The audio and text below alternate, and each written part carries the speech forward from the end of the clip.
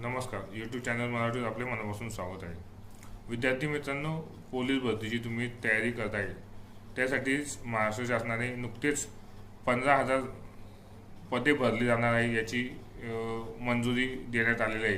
तर नेमके ते पोलीस भरतीमध्ये कोणते कोणते पदे भरले जाणार आहेत याची माहिती देणारा हा व्हिडिओ आहे.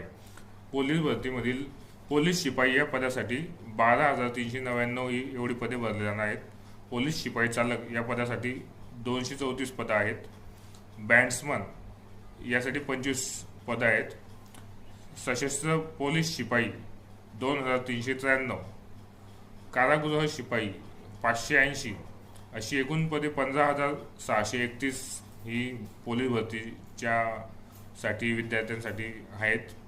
पोलीस शिपाई व कारागृह शिपाई ही पदे गट क या संवर्गातील पदे असतात.